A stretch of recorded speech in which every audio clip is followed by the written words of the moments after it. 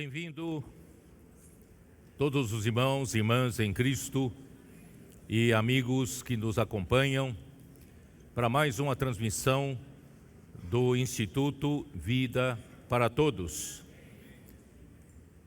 Nós estamos dentro do contexto do livro de Mateus, cujo tema geral é Então Virá o Fim.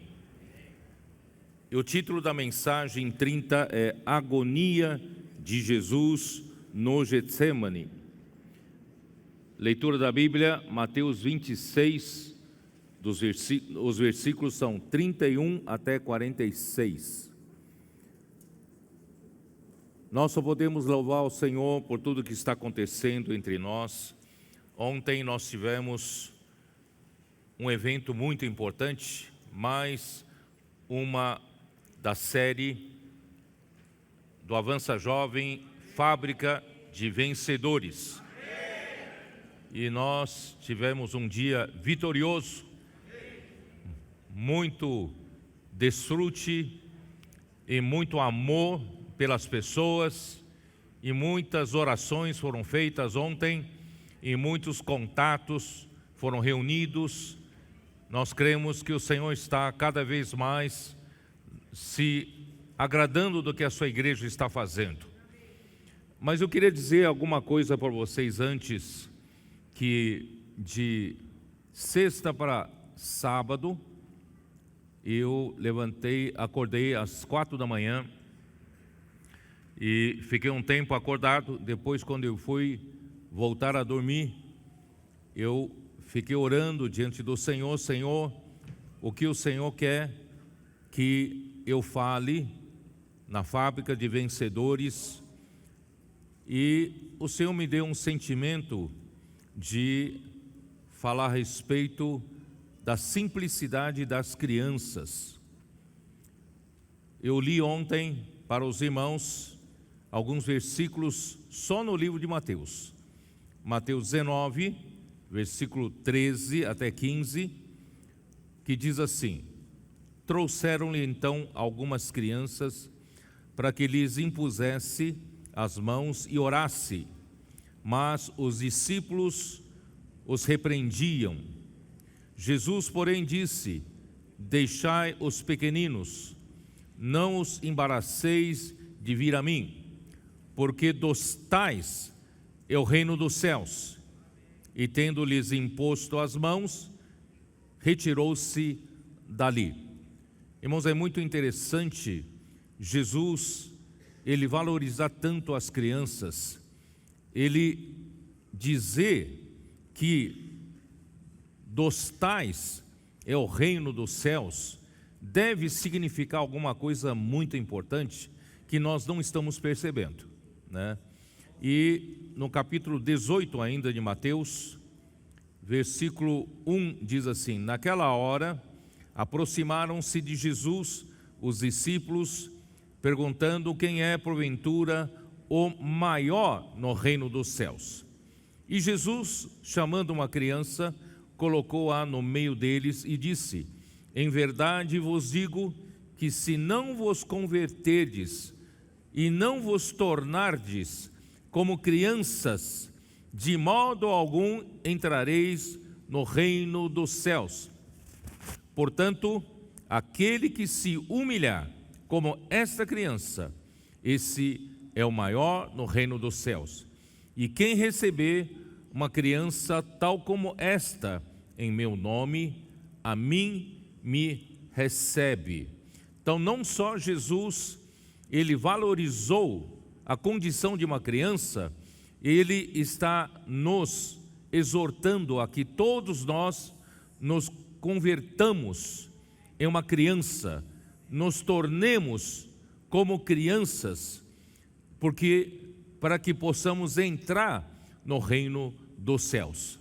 Portanto, irmãos, eu tenho insistido, desde que entramos nessa parte de Mateus, tenho insistido em que o reino dos céus é composto pelas pessoas de espírito contrito, de espírito arrependido, de coração quebrantado, de coração, de espírito humilde. Irmãos, graças a Deus, o Senhor está levantando a sua igreja nessas condições. Aí eu terminei a leitura com Mateus 21, versículo 15. Mas vendo os principais sacerdotes e os escribas as maravilhas que Jesus fazia, e os meninos clamando, Hosana ao filho de Davi, indignaram-se e perguntaram-lhe: ouves o que eles estão dizendo? Respondeu-lhe Jesus: sim, nunca lestes, da boca de pequeninos e crianças de peito tiraste perfeito louvor? Irmãos, aí em seguida diz: e deixando-os saiu da cidade para Betânia, onde pernoitou. Em Betânia, ali há um ambiente maravilhoso.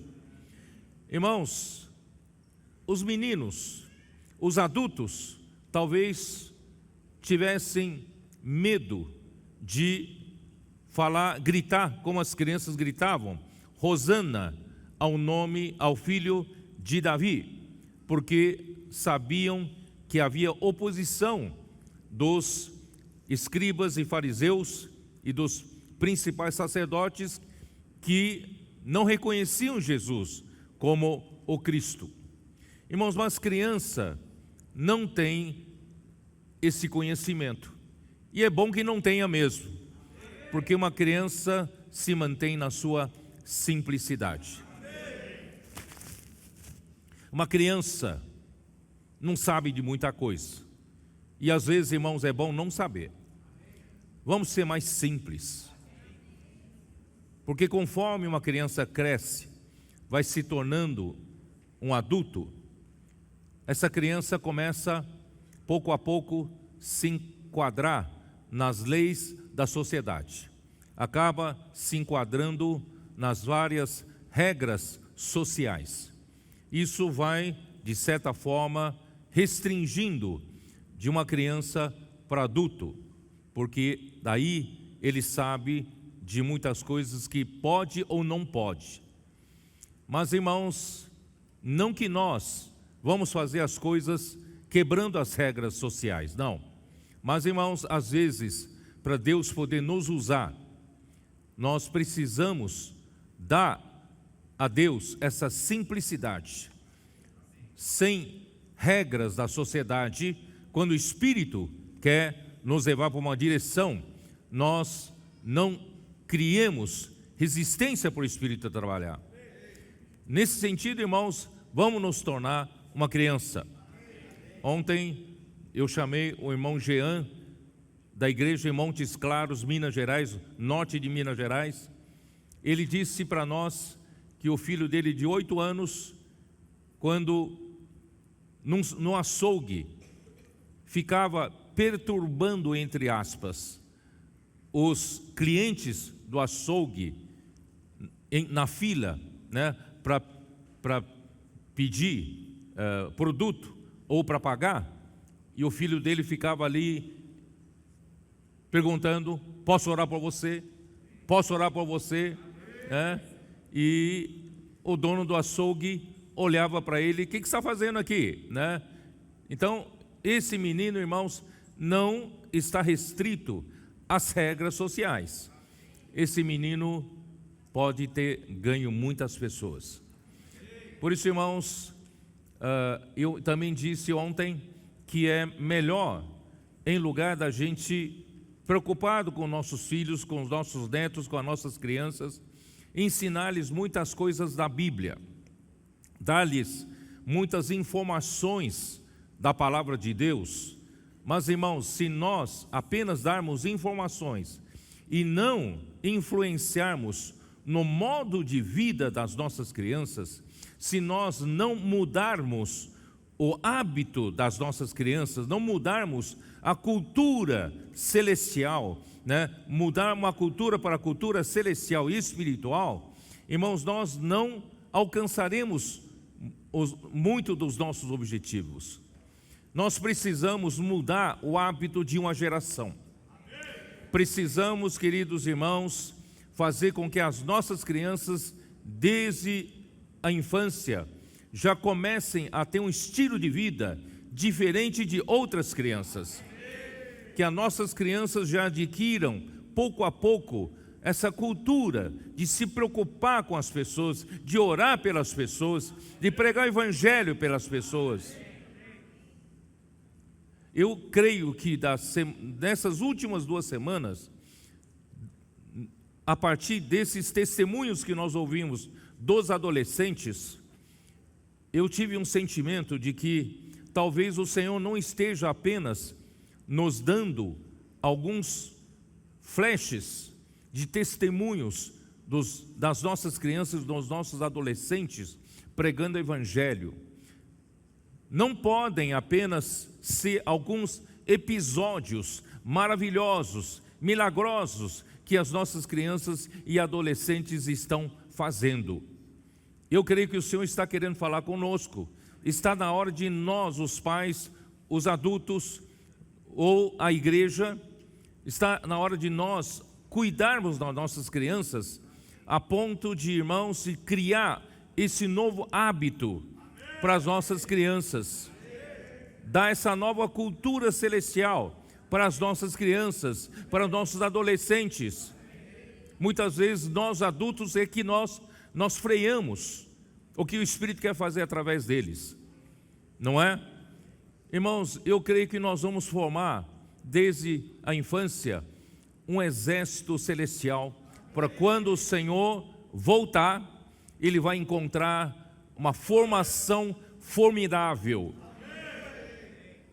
Vocês sabem que a igreja é sombra do povo de Deus aqui na terra, Israel. Em Israel, o serviço militar para os homens é de 3 anos, serviço obrigatório. Para as mulheres, 2 anos. E depois que eles prestam o serviço militar, nesse período, eles têm uma mentalidade de que eles são para sempre do exército de Israel. Eles são soldados. Em outras palavras, mesmo que depois esses jovens se formem em direito, se formem na engenharia, arquitetura, na medicina, seja o que for, a profissão, eles vão sempre lembrar que a principal profissão deles é fazer parte do exército de Israel. Eles são, em primeiro lugar, a sua profissão principal é um soldado de Israel. Irmão, nós queremos que as nossas crianças, nossos adolescentes, nossos jovens tenham essa mesma mentalidade. Eles são soldados do Senhor. A principal função delas é lutar pelo reino. A principal função delas é pregar o evangelho, cuidar das pessoas, edificar a igreja. Nós somos o verdadeiro exército de Deus. Eu acredito que a partir disso, queridos irmãos e irmãs, nós vamos mudar toda uma cultura de uma geração. Senhor Jesus. Aí Jesus acabou de falar, capítulo 21 de Mateus, né? Sobre crianças. Ele deixou o sumo sacerdote, os escribas ali, e partiu dali e foi para Betânia, onde pernoitou. Em Betânia, irmãos, ali está uma miniatura da vida da igreja maravilhosa. Em Mateus 26, nós vimos que Jesus foi convidado para um banquete na casa de Simão, o leproso, que fica em Betânia. Irmãos, por que esse relato aparece no final do livro de Mateus? Deus quer mostrar, depois de todo o trabalho árduo de nosso Senhor Jesus, de todo o suor que Ele teve para pregar o evangelho do reino, curar as pessoas. Todos vivem num mundo caótico, debaixo do domínio de Satanás, desse mundo. E ele foi perseguido. Ele teve a oposição forte dos principais sacerdotes e líderes religiosos. Ele não teve uma noite de descanso. Mas 2 dias antes dele ser sacrificado, antes dele ser morto, aqui tem um registro maravilhoso.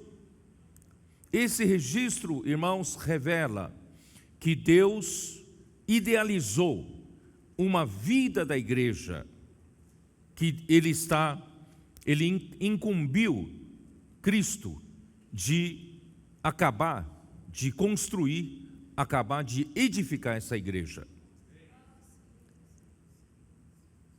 O cenário em Betânia é de um Simão o leproso. A casa em que Jesus foi convidado para um banquete é a casa de um leproso, que foi um leproso no passado, que Jesus curou. A lepra significa pecado, a lepra significa rebeldia. O homem é rebelde. O homem sem o encabeçamento de Deus, desvinculado de Deus, o homem é rebelde contra Deus e o homem é pecador.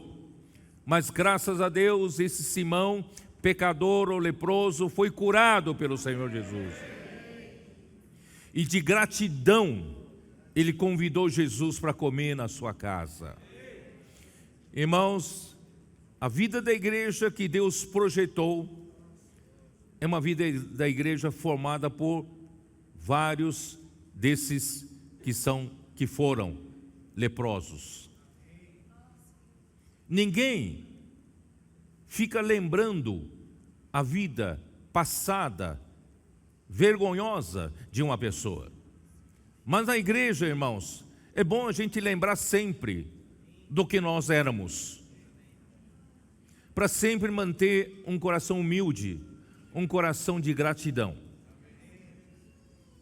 Assim não haverá arrogância entre nós, não haveria prepotência, não é? Orgulho, soberba, só há gratidão no coração. E em seguida, segundo o registro de João, Evangelho de João, capítulo 12, nessa mesma casa, nesse mesmo banquete, estava Lázaro. E Lázaro também não teve um bom passado. Ele esteve doente e morreu.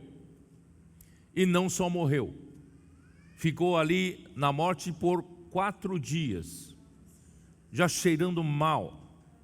Irmãos, por quanto tempo nós vivemos como mortos nesse mundo? Nós estávamos mortos, Efésios 2 fala, nós estávamos mortos em nossos delitos e pecados. Nós vivíamos na carne, nós vivíamos pelo velho homem. Todos que estavam próximos de nós sentiam um mau cheiro, eram afetados pelo nosso mau temperamento, mau gênio. É ou não é? Mas graças a Deus, Jesus foi lá e disse para Lázaro: Lázaro, sai para fora do túmulo. E nós ressuscitamos com Cristo. Então a igreja representada pelo cenário de Betânia, ela é formada por Simão o leproso e também por Lázaro, que fora morto, já cheirando mal, e Jesus ressuscitou. Irmãos, hoje nós não vivemos mais na esfera do velho homem, não vivemos mais na esfera da carne, porque nós já morremos com Cristo e nós já ressuscitamos com Cristo. Então, na igreja, o ambiente é de ressurreição. O ambiente, irmãos, é viver pelo novo homem. Ó Senhor Jesus.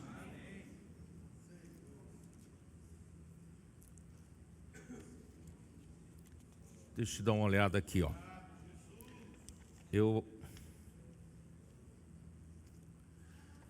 Ó Senhor Jesus, com esse coração de gratidão,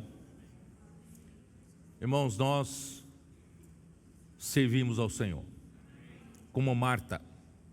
A Marta servia, e nós servimos ao Senhor, porque nós amamos ao Senhor, nós somos gratos ao Senhor, por tudo que Ele fez, e pela nossa nova condição.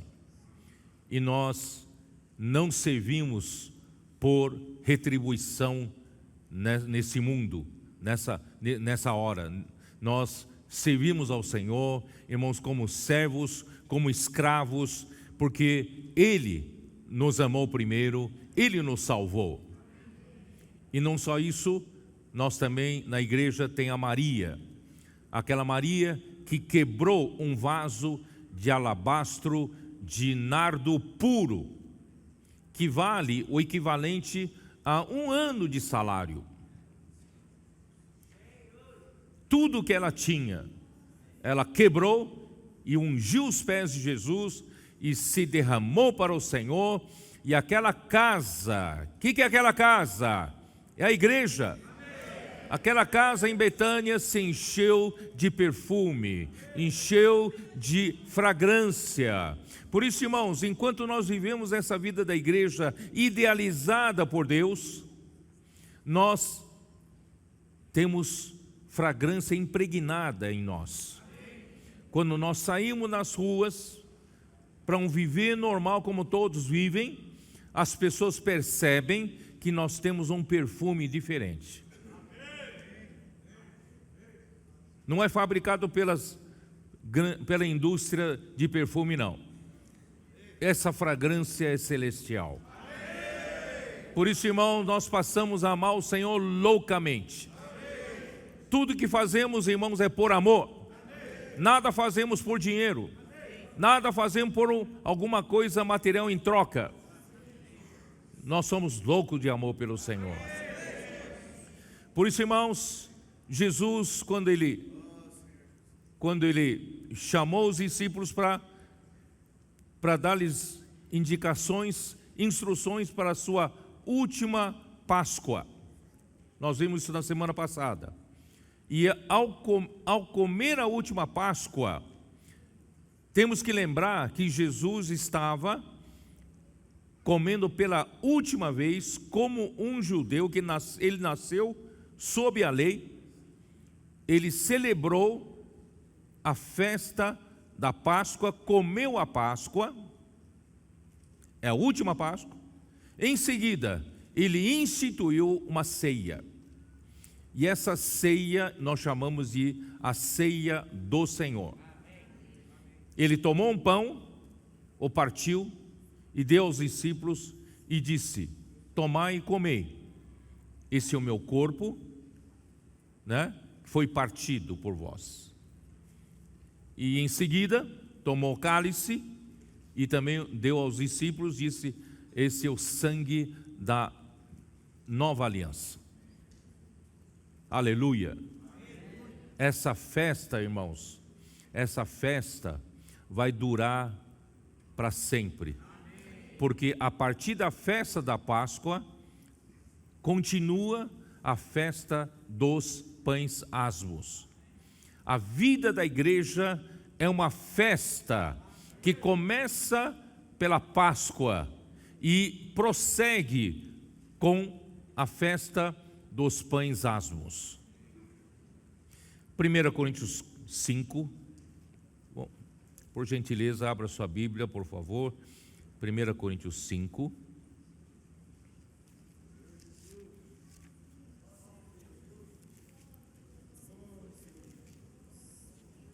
versículo 6 diz assim: não é boa a vossa jactância, não sabeis que um pouco de fermento leveda a massa toda? O apóstolo Paulo estava alertando os coríntios que no meio deles, em vez de chegar ao ponto idealizado por Deus de vida da igreja, no meio deles havia ainda muitas práticas imorais de pecado. Então, ele os ajudava. Não é boa a vossa jactância. Apesar de ter essa situação entre alguns da igreja, eles ainda eram orgulhosos. Irmãos, vocês sabem que uma vida da igreja deve ser santa e separada de qualquer tipo de pecado. Caso a igreja tolerar essas práticas pecaminosas, elas servirão de fermento. Vocês sabem que fermento não precisa de uma grande quantidade. Apenas uma colherzinha de fermento é capaz de infectar a igreja toda. Um pouquinho de fermento é capaz de levedar toda a massa, né? Por isso, irmãos, Paulo adverte principalmente pecados de imoralidade e pecados de rebelião, quando alguém causa divisão na igreja. Isso se espalha, né? Leveda toda a massa. Mas, em seguida ele fala: lançai fora o velho fermento, para que sejais nova massa, como sois de fato sem fermento. Pois também Cristo, nosso Cordeiro Pascal, foi imolado. Irmãos, a partir da morte do Cordeiro Pascal, segue uma festa dos pães asmos, onde é retirado do meio do povo de Deus todo o fermento, toda a massa levedada. Irmãos, isso quer dizer o quê? A partir do momento do sacrifício do nosso Senhor Jesus Cristo, e Ele gerou a igreja a partir do momento em que foi gerada, irmãos, nós passamos a viver uma vida de festa de pães asmos.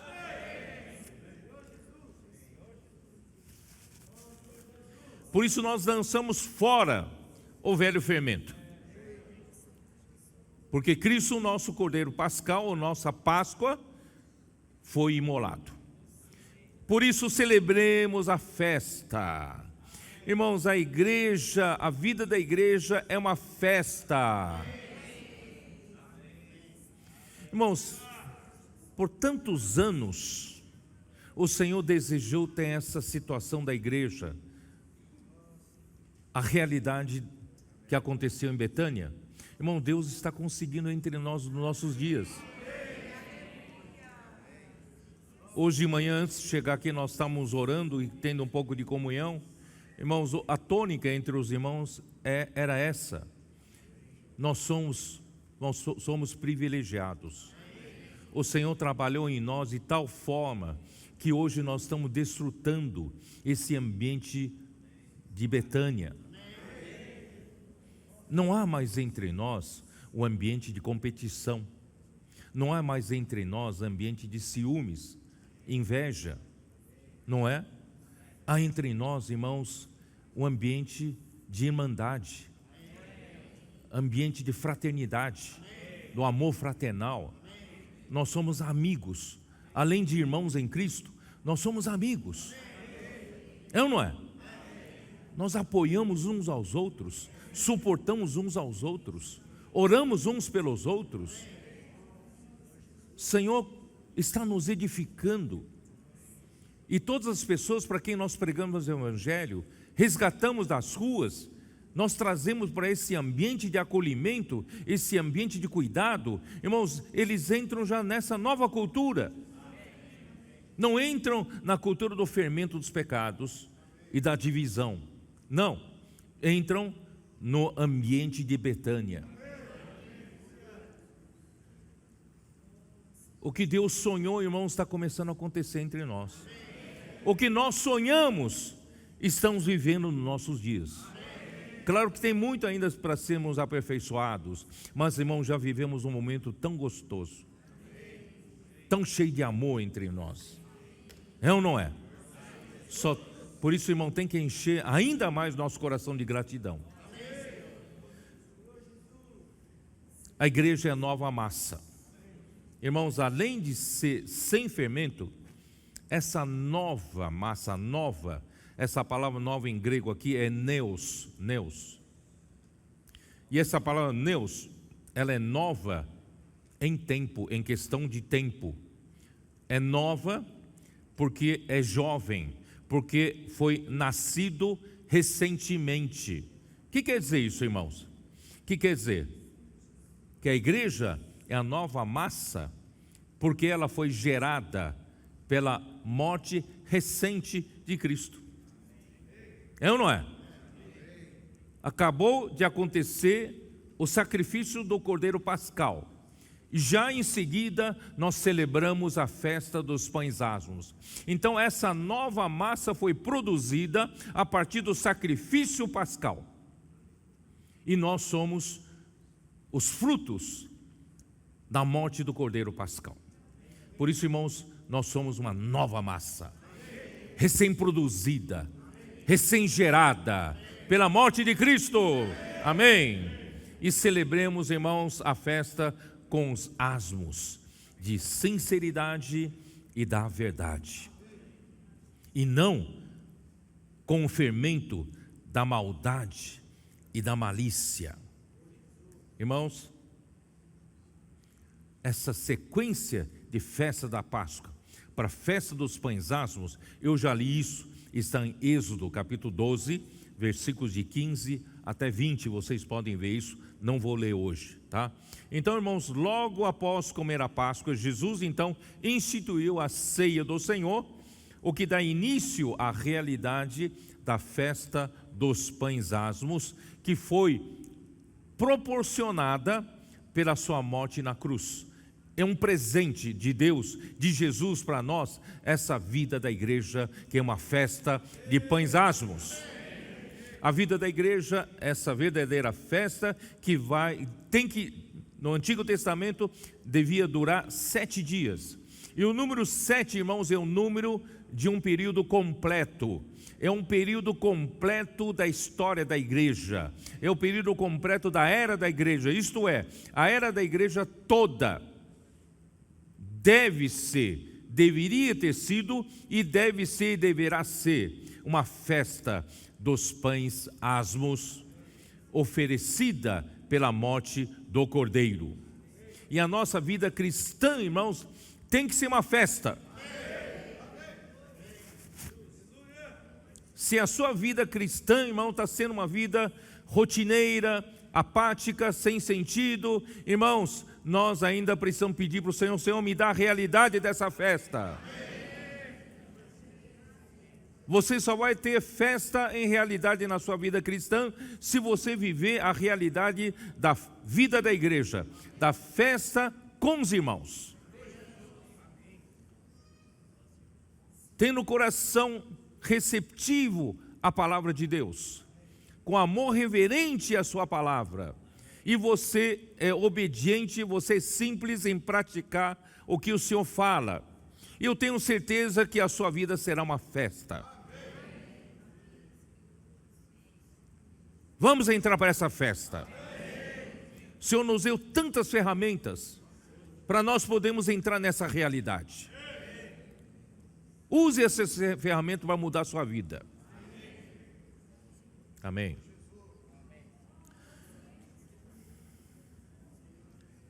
Colossenses 3.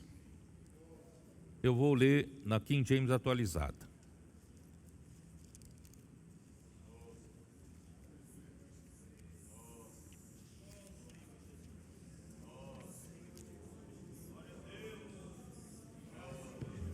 Não entrei na mensagem de hoje ainda.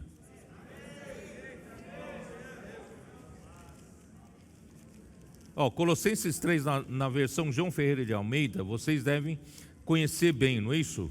conhecer bem. Aqui no versículo 5, fala assim: fazei, pois, morrer a vossa natureza terrena, tá? Fazei, pois, morrer a vossa natureza terrena, na versão João Ferreira de Almeida. Que é a natureza terrena, irmãos? É a natureza terrena com que vivíamos na carne e no velho homem. É a nossa vida regressa, a nossa vida do passado, é ou não é? A nossa vida do passado, irmãos, nós não tínhamos outra opção. Depois da queda do homem no jardim do Éden, irmãos, o homem ficou fadado a viver pela natureza terrena. Não tem outra opção, não é? Então, o que essa natureza terrena produz? Por isso eu digo que Lázaro morto cheirava mal. Eu vou ler agora na King James atualizada. Sendo assim, versículo 5: fazei morrer tudo o que pertence à natureza terrena: imoralidade sexual, impureza, paixão, vontades más e a ganância ou avareza, que é idolatria. Vocês sabiam que toda idolatria vem da avareza? Não é que o homem ama os ídolos, não, porque eles vão adorar os ídolos, sacrificar os ídolos para ganhar alguma coisa a mais, que é a avareza e a ganância, tá? É por causa dessas práticas malignas que vem a ira de Deus sobre os que vivem na desobediência. Irmãos, isso é viver no velho fermento, ou com o velho fermento. Nelas também andastes no passado, quando ainda vivieis com esses hábitos. Mas agora, livrai-vos de tudo isso. Vamos nos libertar, vamos nos livrar. Não vivemos mais naquela fase do velho fermento. Agora somos a nova massa, porque Cristo, como Cordeiro Pascal, foi imolado por nós, para nos dar essa festa. Mas ainda tem mais coisas aqui da natureza terrena: ódio, maldade, difamação, palavras indecentes do falar. Irmãos, esse mundo hoje cada vez mais é comum, é bonito falar palavrões. Isso as nossas crianças, adolescentes, jovens começam a aprender e também acabam se acostumando a falar palavrões. E sem falar nos adultos, tá? Por isso, irmãos, é bom a gente ir tirando isso da nossa boca. Vamos tirar, tá? Isso. Não mintais uns aos outros. Isso é viver na verdade. Não mintais uns aos outros, pois já vos despistes do velho homem com suas atitudes. Já nos libertamos do velho homem. Lázaro que morreu ficou no túmulo, mas o Lázaro que ressuscitou é nova massa. E vos revestistes do novo homem, que se renova para o pleno conhecimento, segundo a imagem daquele que o criou. Nessa nova ordem de vida, não há mais diferença entre gregos e judeus, circuncisos e incircuncisos, bárbaro e cita, escravo ou pessoa livre, mas sim, Cristo é tudo e habita em todos vós. Irmãos, essa é a vida da nova massa. Essa vida só pode ser uma festa mesmo. Assim como o povo escolhido de Deus. No Antigo Testamento, o povo escolhido de Deus era o povo de Israel. No Novo Testamento é a igreja. Assim como o povo escolhido de Deus santo e amado, revesti-vos de um coração pleno de compaixão. Não olhem um para o outro com os olhos de julgamento, de crítica, mas com os olhos de compaixão, de empatia, de bondade, de humildade. Não há arrogância entre nós. Quando a gente reconhece quem nós éramos, leprosos, não tem o que se orgulhar um leproso, não é isso? Ó Senhor Jesus, onde eu estou?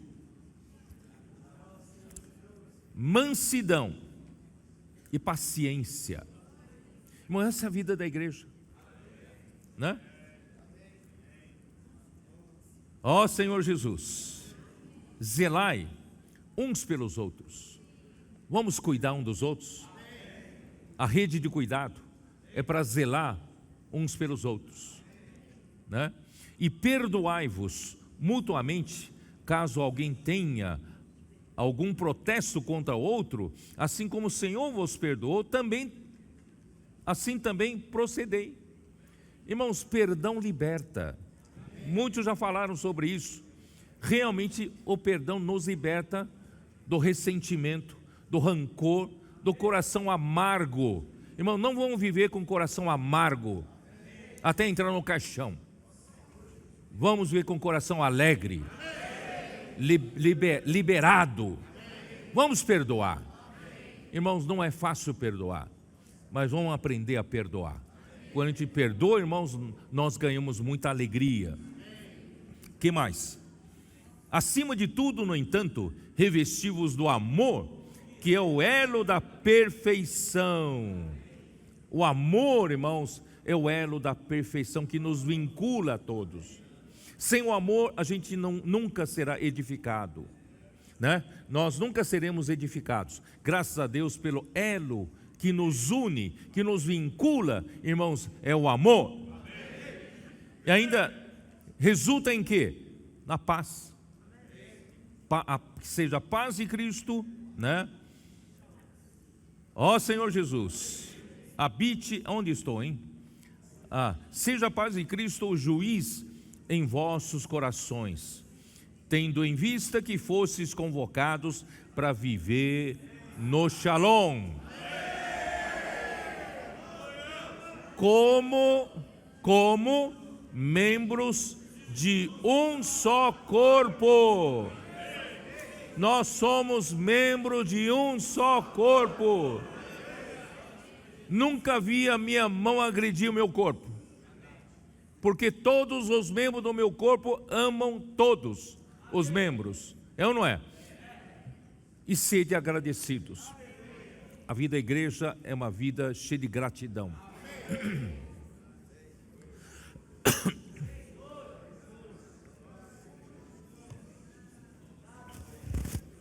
Ó Senhor Jesus, vou entrar na mensagem de hoje.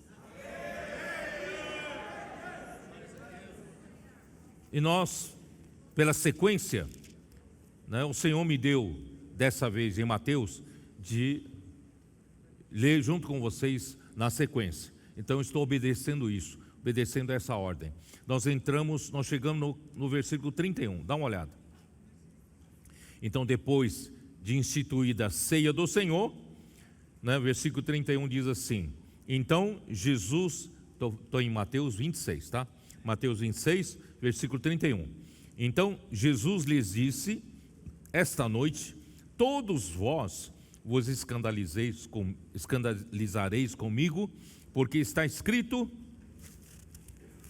ferirei o pastor e as ovelhas do rebanho ficarão dispersas. Mas depois da minha ressurreição irei adiante de vós para a Galiléia. Disse-lhe Pedro: ainda que venhas a ser um tropeço para todos, nunca o serás para mim. Replicou-lhe Jesus: em verdade te digo que nesta mesma noite, antes que o galo cante, tu me negarás 3 vezes. Não só uma vez, não só 2, mas 3, para não deixar nenhuma dúvida. Disse-lhe Pedro: ainda que me seja necessário morrer contigo, de nenhum modo te negarei. E todos os discípulos disseram o mesmo: eu também não te negarei. Ó Senhor Jesus. Irmãos, se você olhar para o versículo 56, dá uma olhada, 56, mesmo capítulo. Tudo isso, porém, aconteceu para que se cumprissem as escrituras dos profetas. Então os discípulos todos deixaram-o, fugiram.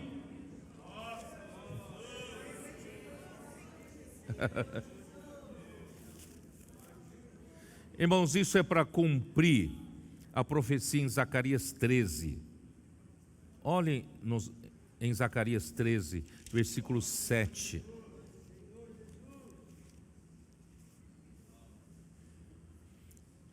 Versículo 7. Apacentai, pois, as ovelhas destinadas para a matança, as pobres ovelhas do rebanho. Tomei para mim 2 varas, a uma chamei graça e a outra união, e apacentei as ovelhas, tá? E aqui, irmãos, diz, eu li errado, perdão. Versículo 7 de capítulo 13. Desperta, ó espada, contra o meu pastor, contra Jesus, e contra o homem que é o meu companheiro, diz o Senhor dos exércitos. Fere o pastor, e as ovelhas ficarão dispersas, mas volverei a mão para os pequeninos. O que quer dizer isso, né? Então, irmãos, Cristo, Ele é o pastor de Deus. Cristo é o companheiro de Deus, tá? E foi enviado aos filhos de Israel como pastor. Isso nós lemos em Mateus 9, versículo 36. Ele viu as multidões como ovelhas que não têm pastor. E João 10, 11, Jesus disse: eu sou o bom pastor, certo? Né? Um bom pastor dá vida pelas ovelhas. E Cristo, que nasceu sob a lei, isso está em Gálatas 4:4, como judeu, mas ele foi ferido pelos da casa de Israel, né? Zacarias 13, versículo 6, dá uma olhada, versículo 6. Se alguém lhe disser, Zacarias 13, 6, se alguém lhe disser: que feridas são essas nas tuas mãos? Responderá ele: são feridas com que fui ferido na casa dos meus inimigos. Não, aqui está escrito: na casa dos meus amigos. Jesus, como judeu, foi ferido pelos judeus, na casa dos meus amigos. Ó Senhor Jesus. E Deus então desperta a espada para golpear Jesus, para ferir e para matar Jesus por causa dos nossos pecados. Ele carregou sobre si todas as nossas iniquidades, todos os nossos pecados, e Deus o fez pecado por nós. Nós vamos falar isso melhor depois. Por isso ele foi ferido e morto pelos líderes judeus. Isso também está em Mateus 26, 3 e 4, né?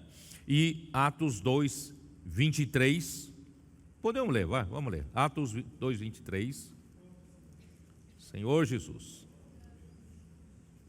Eu vou sem pressa, porque se eu não conseguir terminar, a gente termina na outra, né? Versículo 23. Sendo este entregue pelo determinado desígnio e presciência de Deus, vós o mataste. Vocês judeus, crucificando-o por mãos de iníquos. Quer dizer, eles não queriam sujar as mãos para matar Jesus, entregaram aos romanos para fazer o trabalho sujo. Entregaram, né, crucificando-o por mãos de iníquos. Quem crucificou foram os líderes judeus, mas usando as mãos iníquas, né? Ó Senhor Jesus, Mateus, eu falei de Mateus 26, 3, vamos dar uma olhada, vai. Mateus 26, 3. Senhor Jesus. Então os principais sacerdotes e os anciãos do povo se reuniram no palácio do sumo sacerdote, chamado Caifás, e deliberaram prender Jesus à traição e matá-lo. Tá? Então isso é o cumprimento da profecia que está em Zacarias capítulo 13, versículos 6 e 7. E a mão do Senhor, aqui fala, voltará contra os pequeninos, porque aqui não dá ideia, volverá, não é isso? Aos pequeninos, não sabe se volverá para ajudar, né? Na verdade é que ele voltará contra o povo, tá? Contra o povo de Israel, como reação e punição, por meio do príncipe romano Tito, no ano 70 depois de Cristo, tá? Então, as ovelhas foram dispersos pelas nações e sendo desprezados, perseguidos e humilhados nesses quase 2000 anos, irmãos, de dispersão do povo de Israel. E na grande tribulação, no final dos tempos, em toda a terra de Israel, 2/3 dos judeus serão perseguidos e mortos pela perseguição do anticristo, tá? Ó Senhor Jesus. Vamos voltar para Zacarias, acho que não li tudo aqui, ó. Senhor Jesus, Zacarias 13.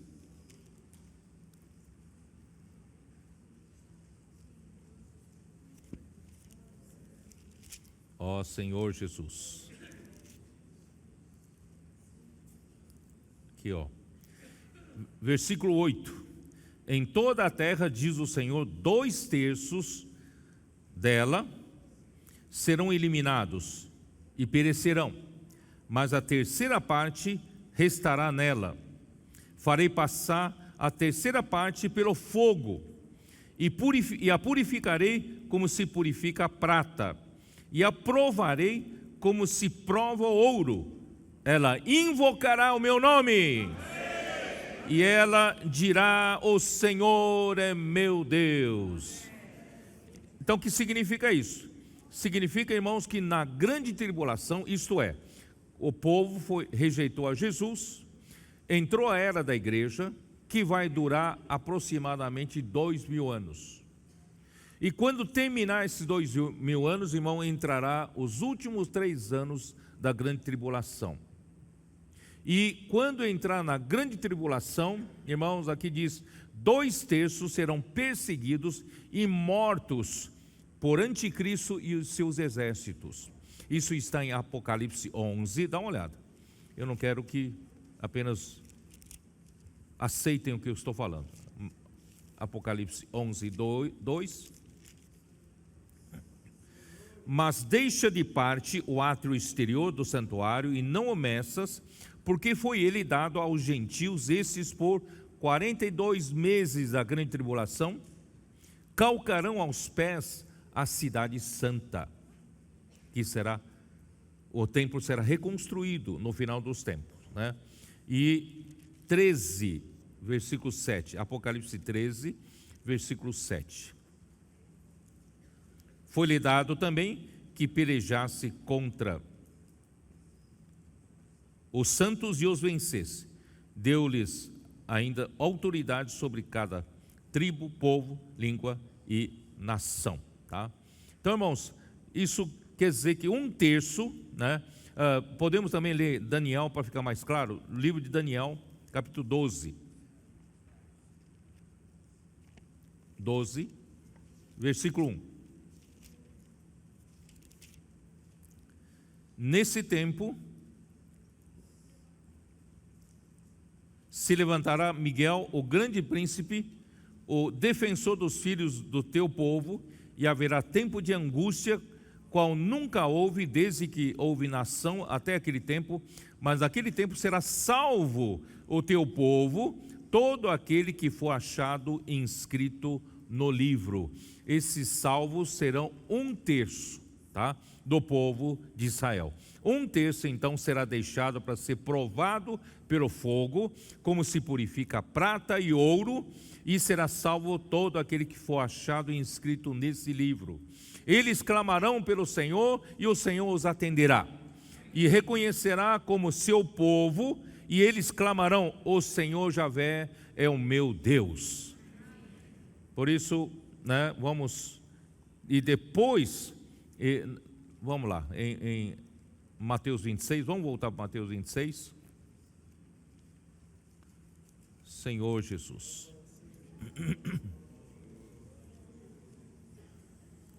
Mateus 26, né?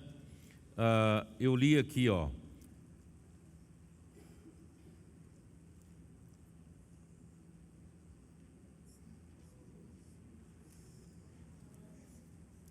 Versículo, ele falou, depois da minha, versículo 32, mas depois da minha ressurreição, irei adiante de vós para a Galileia. Acho que esse detalhe você não sabia, não é isso? Depois da ressurreição, Jesus apareceu a eles na Galileia, para uma missão, né, importante, tá? Então, quando foi que Jesus apareceu na Galileia? Mateus 28, dá uma olhada. Mateus 28, versículo 7. E depois depressa, e dizei aos seus discípulos que ele ressuscitou dos mortos, e vai adiante de vós para a Galileia, e ali o vereis, e como vos digo, tá?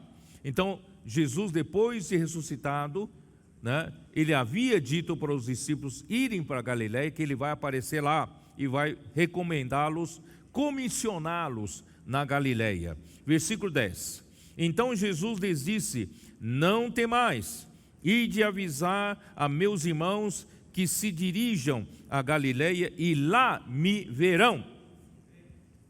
E versículo 16. Seguiram os 11 discípulos para a Galileia, para o monte que Jesus lhes designara, e quando ouviram, o adoraram, mas alguns duvidaram. Irmãos, eles obedeceram, né? Os 11, porque Judas já tinha sido morto, né? Se matou. Os 11 para o monte que Jesus lhes designara na Galileia. Irmãos, por que na Galileia? Porque o rei do reino dos céus, ele começou o seu ministério na Galileia. Não acreditam? Então vamos lá, Mateus 4. Mateus 4, 12. Mateus 4, 12. Ouvindo, porém, Jesus que João fora preso, retirou-se para a Galileia, e deixando Nazaré, foi morar em Cafarnaum, situada à beira-mar, nos confins de Zebulon e Naftali, para que se cumprisse o que fora dito por intermédio do profeta Isaías. Aí começa o seu ministério: terra de Zebulon, terra de Naftali, caminho do mar, e além do Jordão, Galileia dos gentios. O povo que jazia em trevas viu grande luz, e aos que viviam na região e sombra da morte resplandeceu-lhes a luz. Daí por diante passou Jesus a pregar e a dizer: arrependei-vos, porque está próximo o reino dos céus. Então ele começou o seu ministério na Galileia, e ele, depois da ressurreição, ele mandou que os discípulos esperassem a ele na Galileia para serem comissionados como a igreja. Qual foi a comissão para a igreja? Na Galileia, versículo 18 de Mateus 28. Jesus, aproximando-se, falou-lhes, dizendo: toda autoridade me foi dada no céu e na terra, depois da morte e ressurreição. Aleluia. Agora ide, portanto fazeis discípulos de todas as nações, batizando-os em nome do Pai e do Filho e do Espírito Santo, ensinando-os a guardar todas as coisas que vos tenho ordenado, e eis que estou convosco todos os dias, até a consumação do século. Aleluia! É para isso que o Senhor morreu, é para isso que o Senhor ressuscitou, para nos dar essa mesma autoridade, para pregar o evangelho do reino, até a sua volta. Amém. Então, irmãos, esse texto sobre Pedro, dizer que ele era forte o suficiente para não negar Jesus, irmãos, é que o homem não conhece a si mesmo. Muitas vezes ele se julga muito forte, né? Às vezes você fala para um filho seu, adolescente ou jovem: filho, não faça isso, você está brincando com fogo, um dia vai se queimar, né? Filho, não ande na beira do precipício, porque você pode escorregar e cair, né? E o filho vai: não, pai, pode ficar tranquilo, não, eu sei de tudo isso. Irmão, não é assim? Nós não somos assim? Irmão, nós não nos conhecemos. Mas, irmãos, quando a gente se defronta a uma situação, uma circunstância que nos intimida, a gente se acovarda.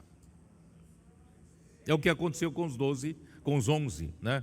Então, esse é o próprio instinto de sobrevivência.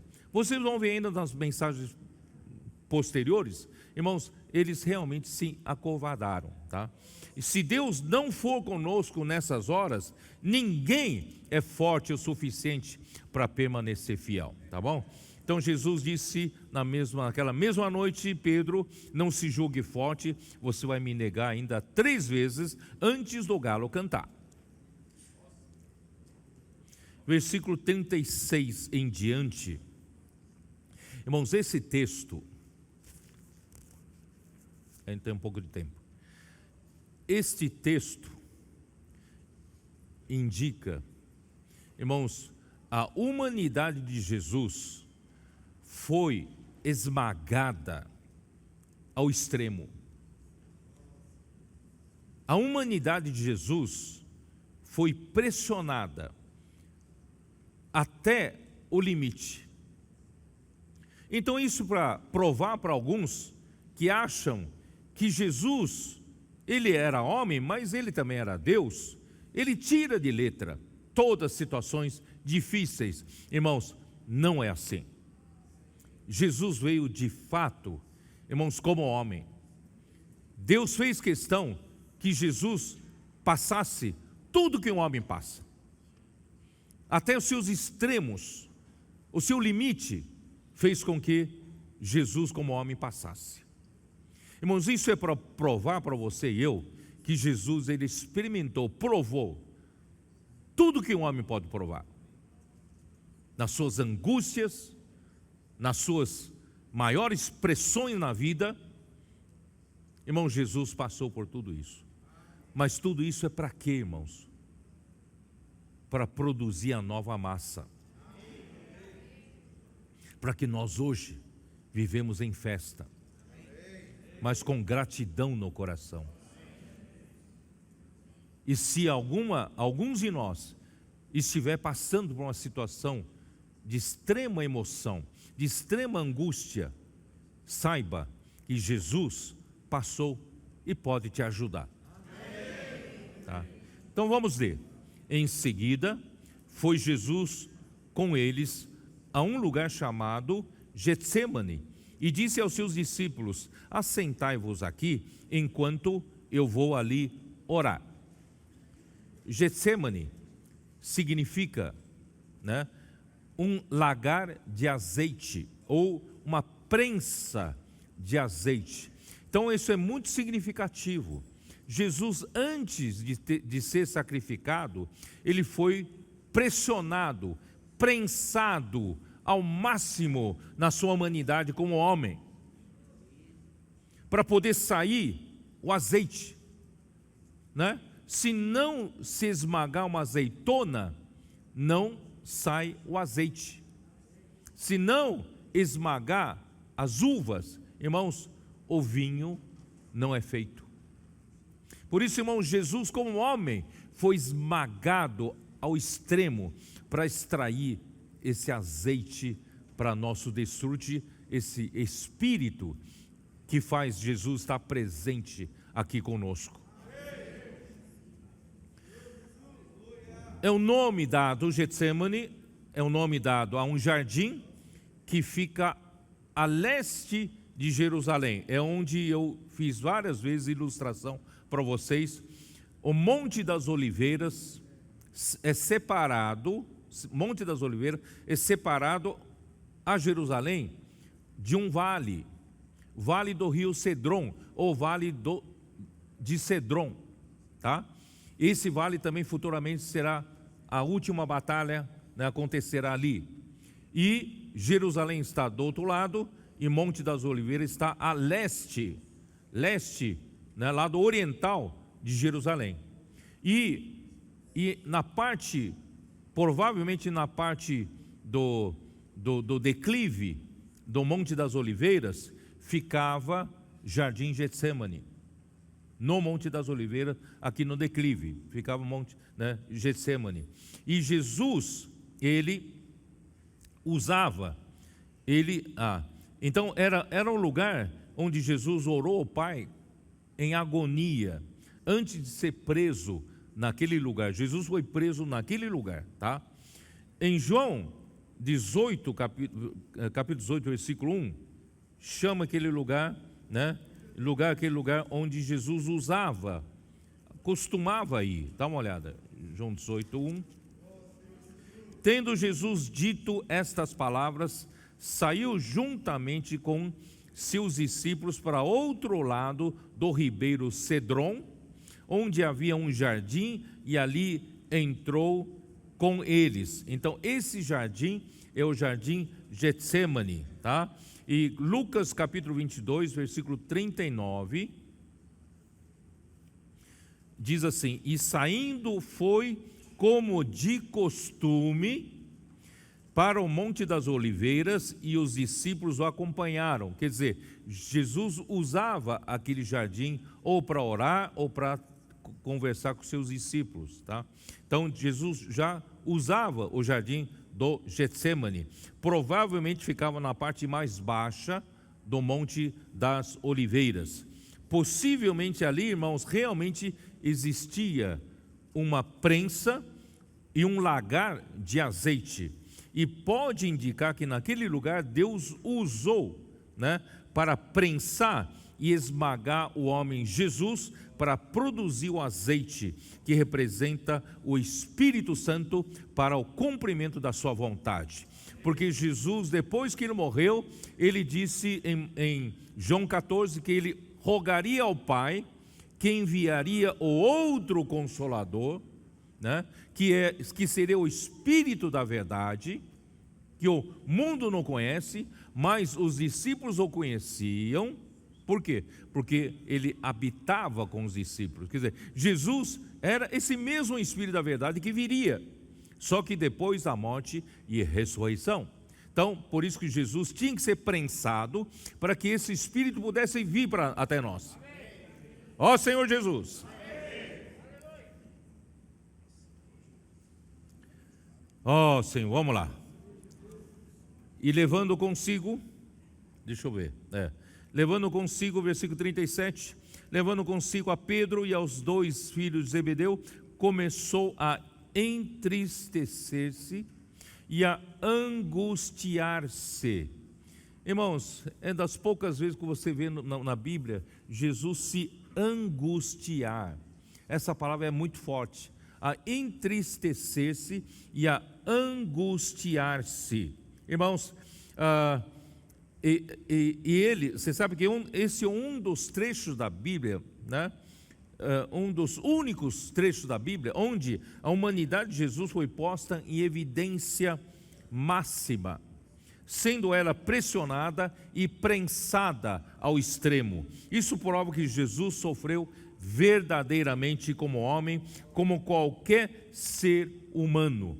A palavra entristecer-se em grego é lupel, significa tornar triste e afetar com tristeza, quer dizer, ele foi afetado pela tristeza. Mas a palavra angustiar-se significa ademoneu. Significa o quê? Significa estar ansioso. Irmãos, os homens hoje têm ansiedade, muitos são acometidos de ansiedade, não é isso?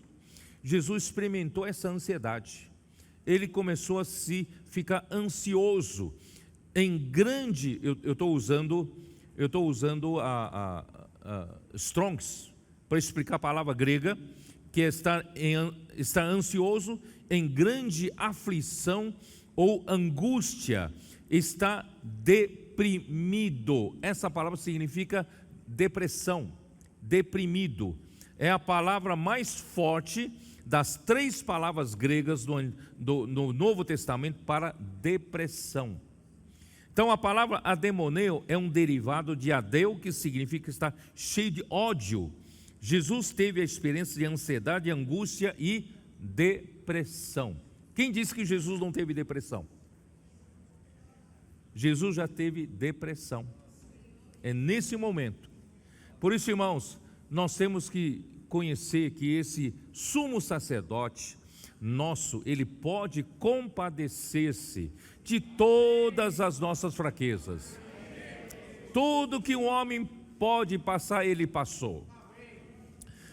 Ó Senhor Jesus, vamos dar uma olhada como é que descreve Marcos 14, 33.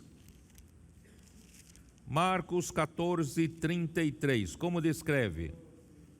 E levando consigo a Pedro, a Tiago e João, começou, olha que descrição, começou a sentir-se tomado de pavor e de angústia. Você pode acreditar?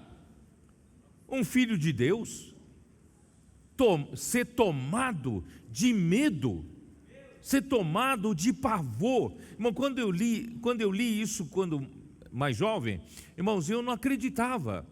Jesus, ele pode, sentir medo, sentir pavor. Então essa situação, irmãos, levou Jesus a uma situação extrema. Ele começou a ser tomado de pavor e de medo e de angústia. Ó Senhor Jesus, Então, irmãos, Senhor Jesus, vamos voltar para 38, Senhor Jesus, versículo 38, vamos lá, 26, 38. Então lhes disse: a minha alma está profundamente triste, até a morte, ficai aqui e vigiai comigo. Irmão, Jesus nunca disse que em algum outro momento que Jesus estava com a alma triste até a morte. Você sabe que tudo é muito preciso, que Jesus fala, tudo é muito preciso, ele não usa superlativos, ele não exagera, mas ele de fato, naquele momento, ele estava profundamente triste até a morte. Irmãos, a minha alma aqui é psique, é a alma que você tem. Como qualquer homem, Jesus também sofria na sua alma. Então Jesus era homem, ele estava triste. A palavra triste, irmãos, é perilupus. Tudo que tem a palavra peri é muito, Ele estava muito triste, excessivamente pesaroso. Ele estava dominado com pesar, a ponto de a tristeza causar a própria morte. Essa tristeza pode levar à morte, sabia? Essa profunda tristeza pode matar uma pessoa. E Jesus estava nessa extrema tristeza, profunda tristeza. Ó Senhor Jesus. Então, como qualquer homem, Jesus enfrentava um dos momentos mais difíceis em um dos momentos mais dramáticos da sua vida, e ele precisava de apoio e de conforto e da companhia de amigos. Por isso, irmãos, ele chamou os 3 mais próximos para estar junto com ele, né? E ele provou a fraqueza humana ao extremo. Ó Senhor Jesus, ninguém imaginava, pelo registro de Marcos 14, que Jesus pudesse, né, sentir medo, pavor, em face da terrível perspectiva que o aguardava. Isso prova, irmãos, isso prova que Jesus passou por tudo que um homem pode passar em situações de extrema angústia e pressão, inclusive ser tomado de pavor. Irmãos, em alguns momentos da sua vida, no momento em que você se enfrentar numa situação de extrema dificuldade ou perigo na vida, irmãos, eu já passei por alguns momentos assim, irmão, de ser tomado de pavor, de medo, você fica até paralisado, não saber o que fazer, né? Então, em Lucas, irmãos, ali, vamos ver, Lucas 22, 44.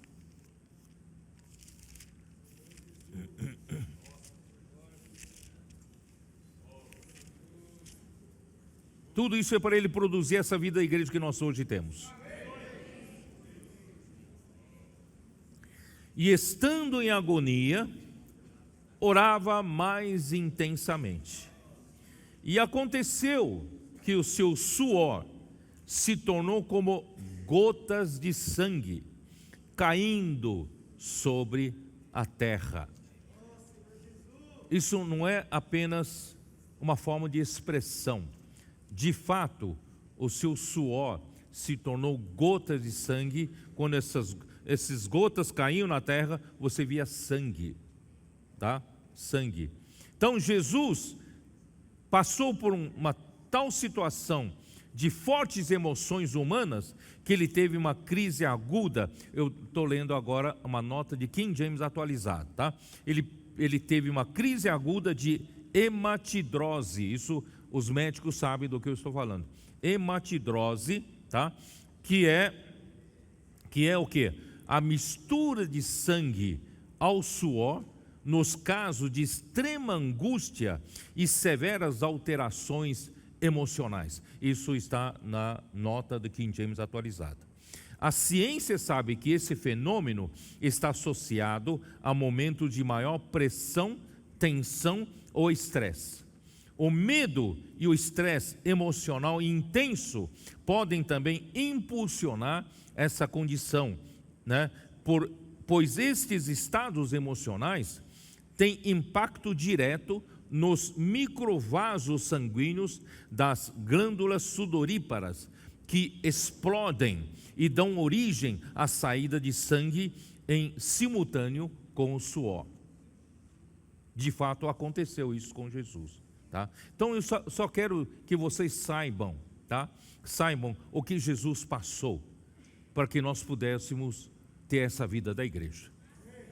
Jesus, aí se você, né, Jesus, nos dias da sua carne, isso está em Atos 2, vamos dar uma olhada, Atos 2.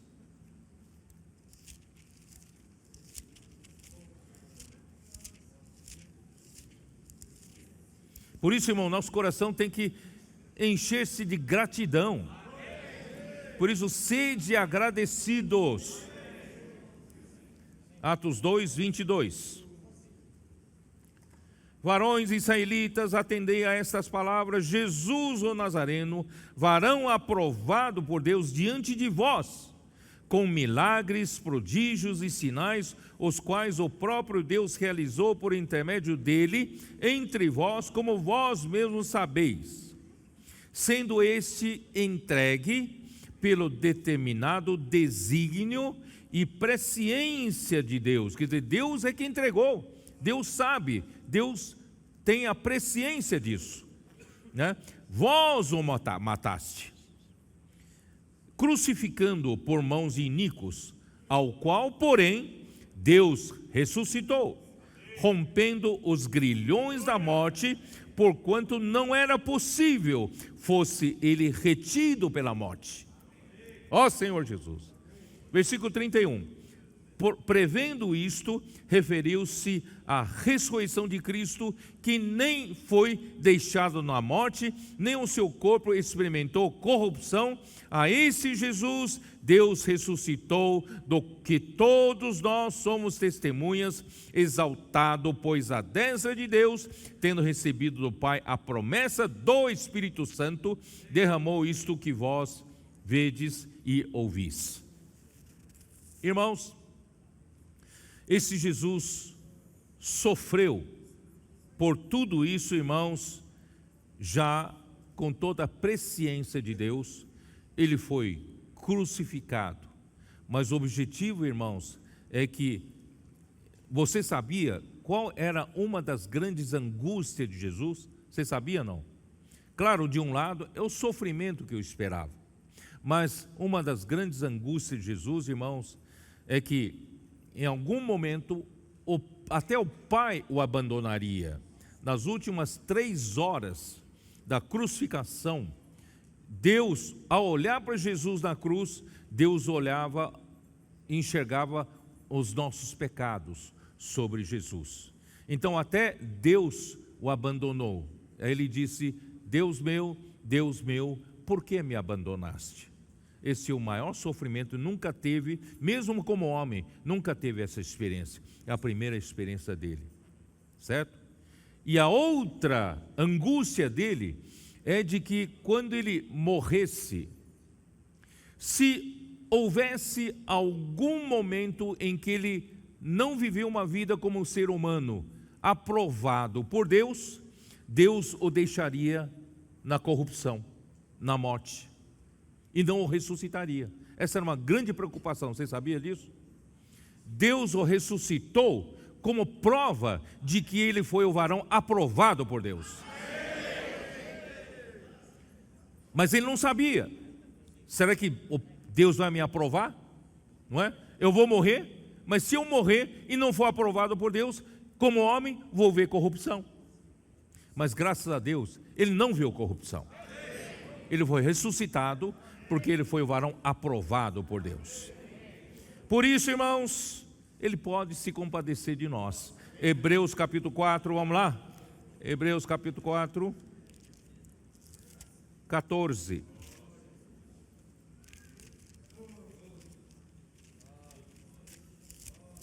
Ó Senhor Jesus. Isso é para você, a partir de agora, irmãos, deixar de ser ingrato. Vamos ser grato ao Senhor. 14 diz assim: tendo, pois, a Jesus, o Filho de Deus, como grande sumo sacerdote, que penetrou os céus, conservemos firmes a nossa confissão, porque não temos sumo sacerdote que não possa compadecer-se das nossas fraquezas, antes foi ele tentado em todas as coisas à nossa semelhança, mas sem pecado. Acheguemo-nos, portanto, confiantemente junto ao trono da graça, a fim de recebermos misericórdia e acharmos graça para socorro em ocasião oportuna. Ó Senhor Jesus, em qualquer que seja a sua situação, nunca diga que o Senhor não vai compreender você. Nunca diga que nem Deus consegue te ajudar nessa hora. Irmãos, Jesus passou por tudo que um homem pode passar. Vem confiadamente ao trono da graça. Vamos voltar para Mateus 26, versículo 39. Adiantando-se um pouco, prostrou-se sobre o seu rosto, orando e dizendo: meu Pai, se possível, passe de mim este cálice, todavia não seja como eu quero, e sim como tu queres. E voltando aos discípulos, achou-os dormindo e disse a Pedro: então, nem uma hora pudesse vós vigiar comigo? Vigiai e orar, para que não entreis em tentação. O espírito, na verdade, está pronto, mas a carne é fraca. Tornando-se a retirar-se, orou de novo, dizendo: Pai, meu Pai, se não é possível passar de mim este cálice, sem que eu beba, faça-se a tua vontade. E voltando, achou-os outra vez dormindo, porque os seus olhos estavam pesados. Deixando-os outra vez, foi orar pela terceira vez, repetindo as mesmas palavras. Irmãos, o homem, por sua fraqueza e fragilidade, ele pode achar que não tem condições de aceitar determinada situação difícil. Porém, o que deve prevalecer, irmãos, é sempre a vontade de Deus. Eu já disse para vocês que algumas vezes eu orei ao Senhor para que afastasse de mim essa responsabilidade de ter de assumir sobre as igrejas. Irmãos, mas a gente tem que orar, mas sobretudo a vontade de Deus deve permanecer. Não é a vontade do homem. Então Jesus sabia muito bem, e este cálice que Jesus estava para beber, irmãos, é o cálice da ira. Tanto que é o cálice da ira, que ele experimentou pela primeira vez na vida humana dele, por causa dos nossos pecados, ele experimentou a ira de Deus sobre os nossos pecados, que Deus Pai o abandonou por 3 horas. Irmãos, esse é o cálice da ira. Esse também é o cálice da amargura, do sofrimento, da angústia. Irmãos, ele bebeu por nós. Por isso, irmãos, hoje nós celebremos a festa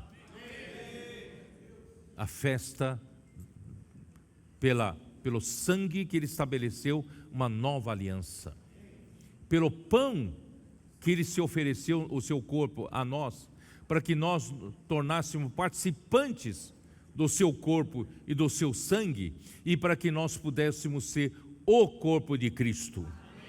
Hoje vivemos juntamente com os membros do corpo de Cristo, por causa dessa morte e ressurreição de Cristo e sofrimento de Cristo. E ele ofereceu para nós, pela sua morte, irmãos, como Cordeiro Pascal, ofereceu para nós uma vida inteira, da era da igreja, de toda a sua vida cristã, uma vida de festa de pães asmos. É isso que nós somos. Por isso, irmãos, por fim, ó Senhor Jesus, é chegada a hora do Filho do Homem ser entregue, no versículo 45, então voltou para os discípulos e disse: ainda dormis e repousais, eis que é chegada a hora, e o Filho do Homem está sendo entregue nas mãos de pecadores. Levantai-vos, vamos, eis que o traidor se aproxima. Ó Senhor Jesus.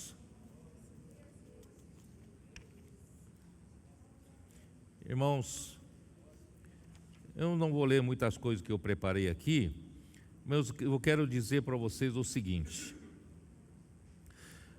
Em Mateus 9, versículo 36, mostra que o Senhor Jesus encontrou aqui multidões, Então vamos ler, vai, só para multidões que estavam.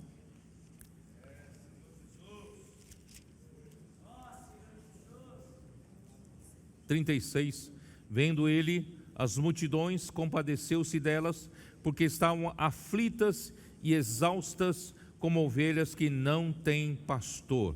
Irmãos, todos nós vivíamos nessa situação, porque o homem caído se desligou de Deus. O homem caído preferiu, da árvore do conhecimento do bem e do mal, para viver sem Deus. A serpente ofereceu à mulher e a mulher aceitou. E a partir daí, então, irmãos, o homem se desligou de Deus, o homem ficou desencabeçado. E com isso o homem caiu, né, debaixo do governo ilegal de Satanás. Esse mundo, né, jaz no maligno. O príncipe desse mundo é Satanás, é o diabo. Ele controla tudo, sabia disso?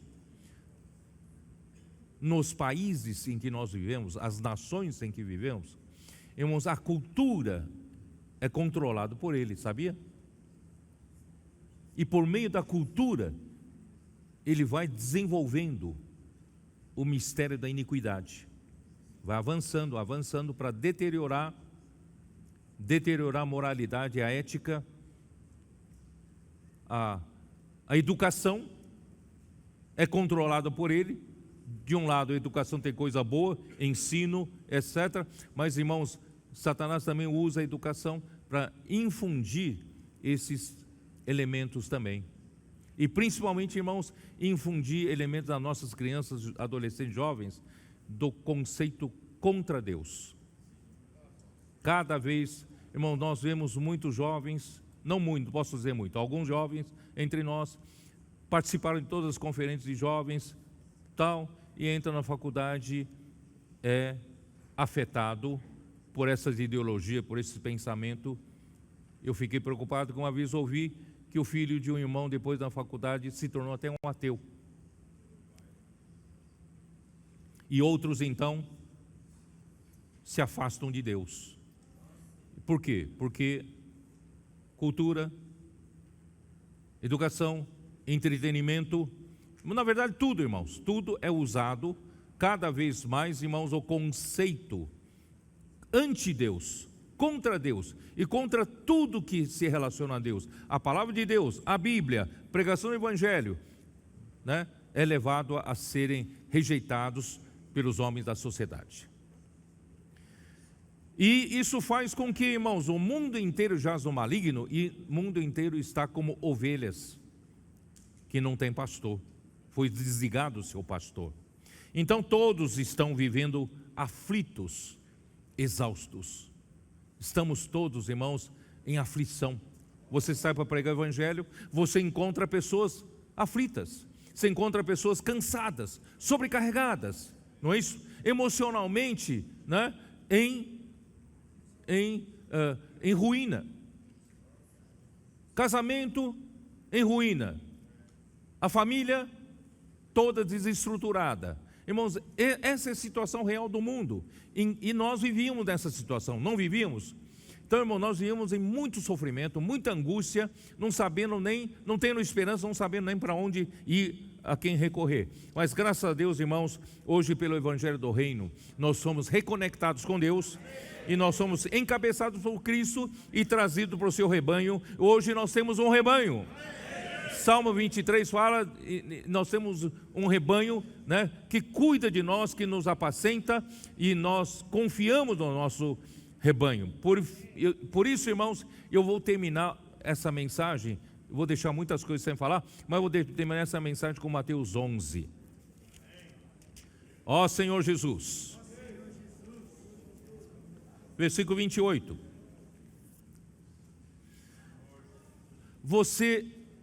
Você hoje tem um pastor que cuida de você. Você hoje está encabeçado em Cristo. Você não está desgovernado. Portanto, irmãos, não viva mais naquela angústia de antes. Não viva mais naquela aflição de antes. Não viva mais naquele cansaço, sobrecarga de antes. A gente só vive porque quer. Porque, irmãos, hoje nós podemos confiar no nosso pastor. Tá? Muitas vezes, irmãos, por não confiar realmente, irmão, porque até para confiar no Senhor, precisa de muita maturidade e experiência. Por exemplo, quando eu falei para os irmãos que Deus me deu uma palavra de encorajamento, de Êxodo 33, Ele me prometeu a mesma promessa que, né, prometeu a Moisés, a minha presença irá contigo e te darei descanso. Muitos cooperadores estão descobrindo a realidade dessa palavra de trabalhar no descanso. Porque não é fácil. É fácil falar, mas não é fácil entrar nisso, na realidade disso. Irmãos, imagina uma pessoa com tantas responsabilidades sobre os ombros e não confiar que Deus é que faz todas as coisas. Essa pessoa desaba. Você estaria olhando para mim, irmãos, uma pessoa com problemas cardíacos, de depressão, angústia, tudo que possa imaginar. As minhas emoções não aguentam, irmãos, essa sobrecarga. Mas, irmãos, graças a Deus, que eu estou aprendendo a confiar no Senhor. Se eu não confiasse no Senhor, irmãos, eu não aguentaria. Essa responsabilidade é tão pesada que eu não aguentaria. Desistiria no primeiro mês. Mas, irmãos, eu trabalho alegre. Sinto-me pesado? Sinto. Mas, irmãos, eu me sinto muito motivado. Muita alegria. Porque quem faz tudo isso, irmãos, é o Senhor. É o Espírito. É ou não é? Então você também precisa aprender a confiar no Senhor. É por não confiar no Senhor é que você vive preocupado. Você vive ansioso. Você vive estressado demais. Você vive angustiado. É por não confiar no Senhor. Então vamos aprender a confiar no Senhor. Vamos aprender? E Mateus 11 nos dá um caminho. Versículo 28. Vinde a mim, todos os que estáis cansados e sobrecarregados, e eu vos aliviarei. Irmãos, nós homens somos assim. Quanto mais um homem é responsável, nós sabemos que tem homens relaxados, não tem nem aí com suas responsabilidades e deveres. Ele não está nem aí. Então esse alguém realmente vive despreocupado, não é isso? Mas quanto mais um homem é responsável, ele vive sobrecarregado, não é? E muitas vezes, irmãos, por esse excesso de zelo pela responsabilidade, ele sofre por antecipação. Ele sabe que tem uma responsabilidade e ainda não chegou aquele momento, mas ele já sofre hoje. Nós somos assim, não somos? Vamos aprender a confiar no Senhor? Muitos sofrimentos, irmãos, são desnecessários. A gente que quer sofrer, masoquista. Para que sofrer por antecipação? Confie no Senhor. Quando o problema chegar, o Senhor sabe o que faz. É ou não é? Ó Senhor Jesus. Então vamos ao Senhor. Vamos aprender a ir até o Senhor. Todos os que estão cansados e sobrecarregados, esta manhã, esta noite, né? Porque vai ser transmitida à noite. Essa noite diga, né? Diga para si mesmo: Senhor, eu estou cansado, eu estou sobrecarregado. Não, eu não quero mais carregar isso tudo por mim mesmo. E eu quero ir até o Senhor.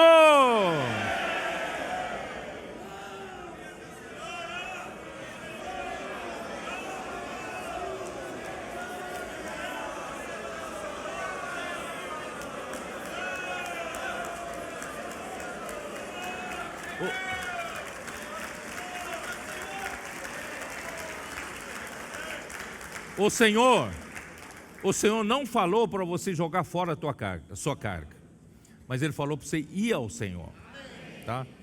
Tomai sobre vós o meu jugo. Ora, já estou sobrecarregado, já estou cansado, o Senhor ainda põe o jugo dele sobre mim. Vai pregar evangelho. Vai fazer comportagem. Sai com o jovem no Avança Jovem. Vai cuidar das mulheres conectadas. Vai cuidar dos homens de oração. Vai servir diversos serviços da igreja. Vai cuidar dos adolescentes, das crianças. Irmãos, isso é tomar o jugo do Senhor. Os que são experimentados sabem do que eu estou falando. Quando você está sobrecarregado, vai participar dessas ferramentas que o Senhor nos deu. É o nosso livramento. Tomai sobre o meu jugo e aprendei de mim, porque sou manso e humilde de coração, e achareis descanso para a vossa alma.